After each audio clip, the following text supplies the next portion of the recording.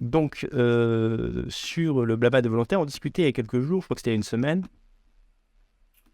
de la religion. C'est-à-dire, faut-il croire, faut-il pas croire, faut-il enterrer le catholicisme ou non? Alors, ce n'est pas que je suis redevenu catholique, hein, on ne peut pas inventer une foi qu'on n'a pas forcément dans le cœur. Mais en ce moment, je pratique sans croire. C'est-à-dire que chaque matin, chaque soir, je fais une petite prière. Je me dis, voilà, un jour de plus. Voilà, donc c'est le rapport dialectique entre la foi ancestrale des Européens, enfin oui, ancestrale, pendant des siècles, les Européens ont été catholiques, et ce désir qu'on a, nous, de tendre vers une droite moderne, rationnelle, ultra-rationnelle, technique, on va dire pour se rapprocher du surhomme nietzschéen, bon, je la fais très courte, hein, bah, on voit qu'en fait, ça dépend beaucoup, en fait, il faut aussi relativiser les idées. Les idées sont souvent liées à nos états émotionnels. Voilà.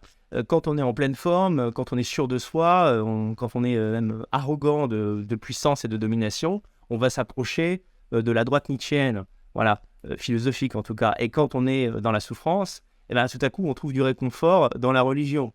Donc, moi, je peux vous le dire, puisque je traverse cette période-là, le rapport, il est dialectique, en fait, entre les deux tendances qu'il y a chez les Européens, c'est-à-dire l'espérance, même un peu vaine, la charité, la gentillesse, l'empathie, et d'un autre côté, la volonté de dominer, c'est-à-dire d'écraser les autres, de se développer, d'aller dans les étoiles, etc.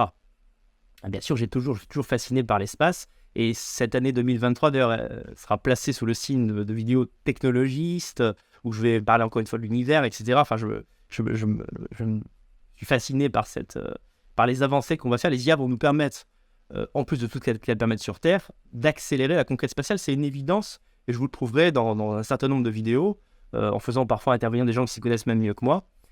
Mais là, bon, ouais, mon quotidien, c'est regarder vers le ciel et dire est-ce que mon papa, il peut pas encore rester un mois? Voilà, donc, euh, je dirais que notre but, c'est quand même d'essayer à droite de rassembler un maximum de gens autour d'un dénominateur commun qui est celui que nous sommes blancs et que nous voulons rester. Et donc, je voulais vous rappeler que il n'est pas dans notre intérêt, pour le développement des Braves, pour le développement de ma personne sur YouTube, en tant que YouTubeur, taper constamment sur le catholicisme n'est pas une bonne stratégie. C'est pas une bonne stratégie parce que il y a toujours un moment de la vie où, même si vous n'êtes pas croyant, vous allez par atavisme, par réflexe atavique, parce que nos parents, nos grands-parents, nos arrière-grands-parents fonctionnaient comme ça, vous tournez vers l'irrationalité quand vous n'avez pas les clés en l'occurrence là, de la survie d'un proche dans vos mains. Voilà. Donc, si moi je suis capable de comprendre ça, alors que depuis longtemps j'ai fait une croix, on va dire, sur la vie religieuse, euh, imaginez ceux qui sont vraiment religieux. Vous voyez, ils sont ils sont tellement absorbés par cette croyance-là que il est vain d'essayer de la détruire en la moquant, en la ridiculisant. Je crois qu'on est contraint de faire une espèce d'équilibrisme intellectuel qui consiste à dire, on a une tradition catholique, notre pays a été construit comme ça.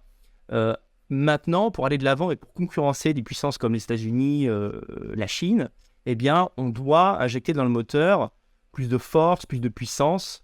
Voilà, en maintenant cet équilibre au cours de notre vie, en fonction des besoins, je dirais, de notre entourage, des besoins aussi comment dirais-je, de la nation elle-même. De la nation elle-même. Voilà, les gens qui sont dans le besoin, qui sont pauvres, bon, qui sont Prométhée, ils s'en foutent, ils savent pas qui c'est, ils comprennent pas le principe.